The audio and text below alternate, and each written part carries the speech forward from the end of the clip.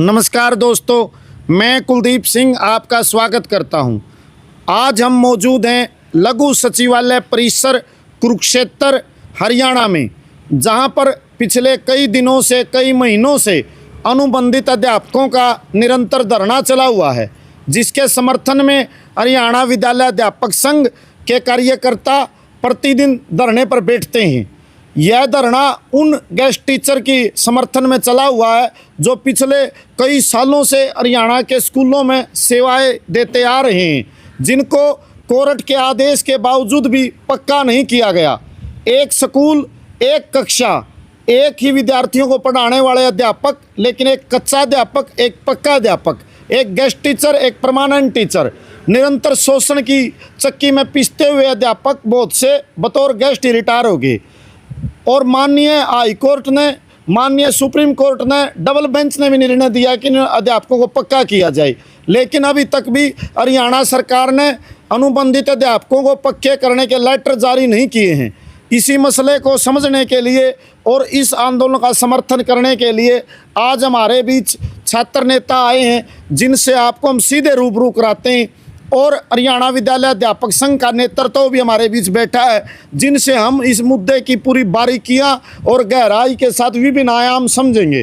तो मैं सीधे आपसे रूबरू कराता हूं छात्र नेताओं से। नमस्कार जी। नमस्कार जी। आपका नाम? अक्षय है, मैं एसएफआई का स्टेट प्रेसिडेंट हरियाणा। तो आप इस धरने पर आए हो, तो आपके संगठन का, एसएफआई का क्या रुख है, क्या मत है इस पूरे अनुबंधित अध्यापकों के मसले पर? देखिए, एसएफआई का मानना है कि शिक्षा के क्षेत्र में हमारी हमेशा से मांग रही है कि जो भी भर्ती हो स्थायी भर्ती हो, लेकिन जिन टीचरों ने इतने सालों से, वो 2005 से लगातार पढ़ा रहे हैं, तो उनको पक्का करना चाहिए। उनको वो सुविधाएं देनी चाहिए जो एक परमानेंट टीचर को दी जाती हैं, चाहे वो पेंशन की हो, एक्सग्रेशिया की हो, तमाम भत्ते जो उनके होते हैं। और उसके ऊपर सरकार को ये है कि सरकार जिस तरीके से रवैया अपना रही है, वो ये चाहती कि भाई बल्कि वो पढ़ाने के लिए तो एलिजिबल हैं, लेकिन जब उन्हें सुविधाएं देने की बात आती है तब वो एलिजिबल नहीं है। और इससे बच्चों के अंदर भी और रोज़गार के प्रति जो है कि जो बच्चे तैयारी कर रहे हैं टीचर बनने की, जो लालसा होती है, उससे भी दिक्कत आएगी।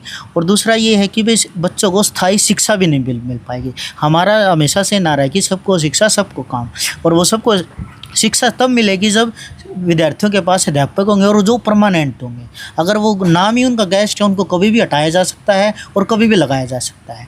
और सरकार का जो बोलिए डबल बेंच का फैसला आने के बाद भी सरकार इनको पक्का नहीं कर रही, तो इससे ये जाहिर होता है कि सरकार कानून से ऊपर होकर काम करती है। और अभी शिक्षा मंत्री का बयान आया कि वो ये कहते हैं कि भाई मुझे तो पता ही नहीं कि भाई इतने परेशान हैं आप, बल्कि वो शिक्षा मंत्री होते हुए उनको ये नहीं पता कि भाई गेस्ट टीचरों की मांग क्या है। और इतना लंबा आंदोलन भी हुआ, उसमें शहीद भी हुए हैं, अभी तक उनको हरियाणा के गेस्ट टीचरों की तकलीफ़ ही नहीं पता। हम उन शिक्षा मंत्री के जो बयान की हम कड़े शब्दों में निंदा करते हैं और हम डिमांड करते हैं कि अध्यापकों को जल्द से जल्द पक्का किया जाए। और जो भी सुविधाएँ हैं, जो भी है परमानेंट जो टीचर को मिलती हैं, चाहे उनका एरियर के रूप में हो, तमाम तरीके की जो अध्यापक संघ की समस्याएँ उनको जल्दी से जल्दी समाधान हो, ताकि उनको भी रोज़गार मिले, गेस्ट टीचरों को भी, और बच्चों को भी शिक्षा मिले। तो एक आप भी बताओ जी कि जो निरंतर अध्यापक संघ के नेतृत्व या विभिन्न छात्र संगठनों के मंचों से भी आरोप लगाया जाता रहा कि मौजूदा केंद्र की सरकार और प्रदेश सरकारें शिक्षा का निजीकरण कर रही हैं, प्राइवेटाइजेशन की पॉलिसी के तहत, जहां पद भी कच्चे सृजित किए जा रहे हैं और शिक्षा के अंदर भी जब से निजी पूंजी की घुसपैठ या निजी हाथों में देने की प्रक्रिया शुरू हुई है, उसके ऐसे परिणाम हमारे सामने आ रहे हैं। तो ये जो शिक्षा के निजीकरण की प्रक्रिया है, इस पर आपका क्या कहना है? एक बार आपका परिचय भी दो और आपके व्यक्तिगत और संगठन का मत भी प्रकट करें। सर, मेरा नाम मधु है, मैं एसएफआई स्टेट वाइस प्रेसिडेंट हूँ। जैसा कि आपने बोला कि सरकार का रुख जो है वो प्राइवेटाइजेशन की तरफ है, स्कूलों का जो माहौल है या शिक्षा को निजीकरण की तरफ जो ले जाने का काम जो सरकार कर रही है, उसको हम एक बात से समझ सकते हैं कि अभी हरियाणा में 2022 के अंदर चिराग योजना जो सरकार लेके आई थी, जिसके तहत सरकार क्या कर रही थी, सरकारी स्कूलों को, चिराग का मतलब हालांकि होता है कि अंधेरे को दूर करके रोशनी की तरफ लेके जाना, जबकि सरकार इसको एक बहकावे के रूप में, जो जनता है उसको एक मिठी गोली देने का काम जो सरकार कर रही थी इस तरीके के नाम देके। सरकार का ये था कि जो बच्चा सरकारी स्कूल के अंदर रह के पढ़ाई करेगा उसको तो फीस भरनी पड़ेगी, और जो बच्चा प्राइवेट स्कूल में जाएगा सरकारी स्कूल को छोड़कर, उसको सरकार सुविधाएं देगी। इसका अगर आप एक समझ के ये चीज़ देखोगे कि सरकार खुद सरकारी स्कूलों को बर्बाद करने पे तुली हुई है, खुद उनको बदनाम करके सरकारी स्कूलों की जो संख्या है वो लगातार कम करने पे तुली हुई है। किस तरीके से पहले सरकारी स्कूल को बदनाम कर दो, उसमें सुविधाएं ना देना। टीचर्स जो है एक स्कूल के अंदर अगर आप देखोगे किसी समय पे अगर उस स्कूल के अंदर 20-25 अध्यापक होते थे तो उस समय पे छात्रों की संख्या कितनी थी, और आज अगर आप देखोगे कि उस स्कूल के अंदर अगर 2-3 ही टीचर पढ़ाने वाले हैं, सारे सब्जेक्ट्स की जिम्मेदारी है उनके ऊपर, स्कूल को किस तरीके से संभालना है, अदर तरीके की जो जिम्मेदारियां हैं, जनगणना, किसके घर में शौचालय है, किसके घर में शौचालय नहीं है, जो कुत्ते पकड़ने तक का काम सरकार जो वो टीचर से करवा रही है। जो इस तरीके के काम है वो एक जो सरकारी अध्यापक है या सरकारी स्कूल को बदनाम करने की जो कोशिशें हैं लगातार सरकार कर रही है। और जो सही बात है कि निजीकरण, इसी तरीके से वो निजीकरण का कॉन्सेप्ट है वो यहाँ से निकल रहा है कि जब प्राइवेट एजुकेशन की तरफ जब बच्चे जाएंगे, प्राइवेट स्कूलों की तरफ जब वो जाना स्टार्ट हो जाएंगे, सरकारी स्कूलों को बंद कर दो। सरकारी स्कूल में अगर बच्चा ही नहीं होगा तो उसको बदनाम करके वहाँ से बंद हो जाएंगे कि सरकारी स्कूलों के अंदर बच्चे हैं नहीं, भाई इनको तो बंद करना पड़ेगा। अब जैसे एक वो आया है कि क्लस्टर बना के जो भी है मर्जिंग योजना है, तो वो एक चिराग योजना के ही प्रभाव है, एनईपी के जो प्रभाव है उसके अंदर। और एक सरकार कॉन्सेप्ट लेके आई पीएम श्री स्कूलों का, अभी उसके अंदर 250 के करीब पीएम श्री स्कूल जो वो हरियाणा में बनने जा रहे हैं, उसका क्या है, उसके अंदर सरकार पीएम श्री स्कूल का नाम देके किसी भी एक स्कूल को उसका सेंट्रलाइजेशन करने पे तुली हुई है। सेंट्रलाइजेशन करने का क्या मतलब है कि सारा जो स्कूलों का कारोबार है या जो कुछ भी है वो सेंटर के हाथ में होगा, स्टेट के पास उसकी किसी भी तरीके की कोई जिम्मेदारी नहीं होगी। अगर एजुकेशन का ऐसे सेंट्रलाइजेशन होता रहा तो जिस तरीके से शिक्षा हर घर पहुंचनी चाहिए उस तरीके से नहीं पहुंच पाएगी। और जब हर बच्चा, हर गरीब के दरवाजे तक शिक्षा नहीं होगी तो सस्ते मजदूर पैदा करने का जो है सरकार काम करेगी।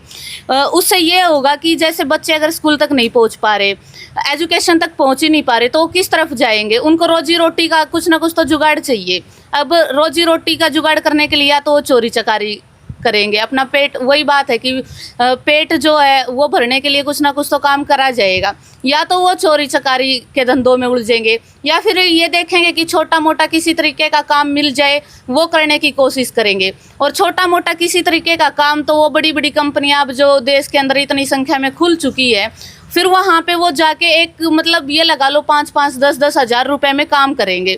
तो इस तरीके से सरकार जो निजीकरण का समर्थन करते हुए सस्ते मजदूर पैदा करने का काम यहाँ से कर रही है। और एक बात तो है कि अगर किसी देश का भविष्य या किसी देश की बागडोर को आपको अपने हाथों में रखना है तो उसकी शिक्षा व्यवस्था पे आप सीधा प्रहार कर दो, वो 100 सालों तक जो है आपके हाथों में उसकी बागडोर अपने आप आ जाएगी। तो इस तरीके से सरकार निजीकरण और स्कूलों को बंद करके जो है जनता के अहित में काम कर रही है। और जो अध्यापकों की जो जिस मांग मुद्दे के ऊपर आज जो गेस्ट टीचर बैठे हुए हैं उनको सुविधाएं न देते हुए, देखिए कोई भी आदमी जो है पढ़ लिख कर, या जब जैसे अब हम स्टूडेंट्स हैं, हम पढ़ किस लिए रहे? एक रोजगार के लिए। और जब हमारे पास एक पक्का रोजगार ही नहीं होता तो एक बड़ा ये सवाल खड़ा होता है कि हमने एजुकेशन किस लिए ली थी। जब हम उस एजुकेशन के ऊपर इतना ज़्यादा पैसा खर्च करने के बाद अगर हम उस एजुकेशन के थ्रू अपने परिवार का गुजारा है वो ढंग से कर ही नहीं पा रहे, तो फिर बच्चों का रुख है एजुकेशन की तरफ से हटता चला जाता है। क्योंकि आज अगर आप बेरोजगारी के आधार पे देखोगे, हरियाणा का देश के अंदर नंबर 1 स्थान है बेरोजगारी के अंदर। 37% बेरोजगारी अकेला हरियाणा के अंदर है देश में। तो आप वहाँ से एक अंदाज़ा लगा के चलिए कि अगर हरियाणा के अंदर ही 37% बेरोजगारी है, और फिर हरियाणा के अंदर तो सी और डी ग्रुप के अलावा सी ग्रुप की भी सिर्फ वो हरियाणा पुलिस की कुछ भर्तियां लगा लो, ताकि जब हम धरने पे बैठते हैं हमें पीटने के लिए उनको लोग चाहिए, उस तरीके की भर्तियां निकाल रहे हैं। और दूसरा फिर क्या है कि उनको डी ग्रुप में लगा दो, एक मिट्टी गोली दे दो कि हर घर हम रोजगार पहुंचाना चाह रहे हैं, HKRN के थ्रू उनको रोजगार दे दो। तो हमारी हमेशा से डिमांड, जैसे साथी अक्षय ने बताया भी कि SFI की डिमांड रही कि सस्ती शिक्षा हो और सबको पक्का रोजगार मिलना चाहिए, चाहे वो शिक्षा के क्षेत्र में हो या किसी दूसरे क्षेत्र में हो। तो एक पक्का रोजगार अगर होगा तो लोगों के जो काम करने की इच्छा है वो बढ़ेगी, क्योंकि जब तक हमारे पास रोजगार ही पक्का नहीं है तो हम उस रोजगार के लिए ही लड़ते रहेंगे। हमारी जो काम करने की इच्छाएं हैं वो एक तरीके से ख़त्म होती है नज़र आएगी, क्योंकि अराजकता फैलती है इस चीज़ से। जब कोई किसी चीज़ के हम लायक हैं और वो चीज़ हमें मिल ही नहीं रही तो हमारे अंदर एक निराशा का माहौल बनता है और हम उस काम से पीछे हटते चले जाते हैं।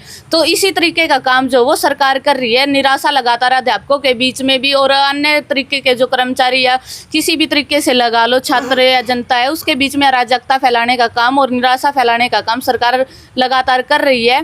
तो जो निजीकरण है वो सरकार को बंद करना चाहिए, क्योंकि निजीकरण से बहुत मतलब अगर आप अभी देखोगे यूनिवर्सिटी के अंदर भी किस तरीके से महंगे महंगे कोर्स शुरू हो रहे हैं यूनिवर्सिटी के अंदर। शिक्षा के क्षेत्र में आप देखोगे 18% जो GST है, हम एक शिक्षा शिक्षा के ऊपर 18% GST हम दे रहे हैं किताबें खरीदने के लिए, पेन पेंसिल खरीदने के लिए।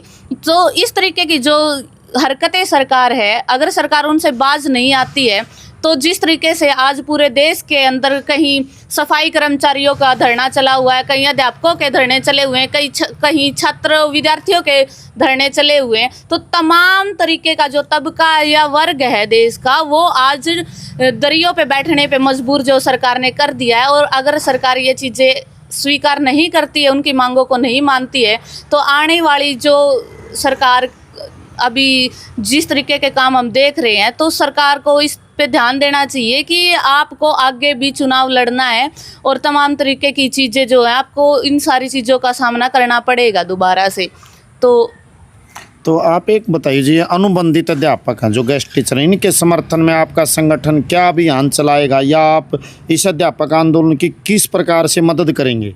देखिए, अध्यापक संघ का हमेशा से ही जब से स्थापना हुई है SFI का बहुत बड़ा रोल रहा है अध्यापकों के जो भी आंदोलन रहे हैं, क्योंकि अध्यापक जो हैं वो शिक्षा की मांग उठाते हैं और SFI जहाँ भी शिक्षा की मांग उठाएगी उनके साथ खड़ा रहेगा। हम सरकार से डिमांड करेंगे हम और लगातार करते भी हैं। हमारे हर मेमोरेंडम में, हर हमारे पैम्फलेट के अंदर, हर किसी के अंदर तो स्थायी भर्ती, स्थायी शिक्षा के लिए हमेशा आवाज़ उठती रही है। हम मतलब कि विद्यार्थियों को इसको लेके मोबिलाइज़ करेंगे कि वे स्थायी भर्ती हो, चाहे वो यूनिवर्सिटी में हो, चाहे वो कॉलेज में हो, चाहे वो स्कूलों में हो, तो इसको लेके विद्यार्थियों को लामबंद करेगा। और बड़े आंदोलन की हम शुरुआत है लगातार कर रहे हैं, उसकी शुरुआत को लेकर। इसमें अनुबंधित अध्यापकों को पक्का करो कि मांग भी शामिल करोगे? बिल्कुल करेंगे। जिस अध्यापक ने अपने मतलब कि 2005 से लेके मतलब कि 20 साल एजुकेशन को दिए हैं, उसने अपनी सारी उम्र उसमें गया, उसे हक बनता है कि वो उसे पक्का करें, क्योंकि उसका बहुत समय उसमें लगाया गया है। उसके किसी भी जितना भी उसने काम किया उसका हक उसे मिलना चाहिए। तो दोस्तों, आपने जाना student federation of India SFI के नेताओं के विचार। स्टूडेंट फेडरेशन ऑफ इंडिया अनुबंधित अध्यापकों को पक्का करने के लिए अभियान चलाएगी और शिक्षा के निजीकरण के खिलाफ SFI गली कूचों में, स्कूलों में, विद्यालयों में, कॉलेजों में निरंतर एक संगठित आंदोलन का निर्माण करेगी। आने वाले दौर में शिक्षा को बचाने के लिए छात्र अध्यापक बड़े आंदोलनों की सृजना करेंगे। आपने जाना छात्र नेताओं के विचार, जो आज धरने पर आकर इन्होंने अध्यापकों के साथ एकजुटता प्रकट की है। हमारी सभी नागरिकों से भी अपील है कि वो शिक्षा जैसे संवेदनशील मुद्दे पर चिंतन मनन करें, विचार विमर्श करें और वो सोचें कि अगर ये अध्यापक पक्का नहीं हुआ, ये टीचर अगर कच्चा है, तो ये शिक्षा देने के अंदर हमारे बच्चों को जो ज्ञान ग्रहण होगा उस पर भी एक असर पड़ेगा।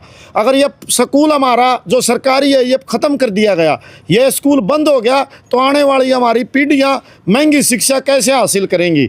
शिक्षा को बचाना हमारे भविष्य को बचाना है। इसलिए सभी नागरिकों से हमारा अनुरोध है कि वो इन आंदोलनों के प्रति बढ़ चढ़ कर इसमें भागीदारी करें। आपने हमें समय दिया, आपका भी धन्यवाद। और सभी श्रोताओं से भी, दर्शकों से भी अनुरोध है कि वो लोक हरियाणा चैनल के साथ बने रहें और कमेंट सेक्शन में जाकर अपनी प्रतिक्रिया जरूर दें। आप सबका बहुत बहुत धन्यवाद।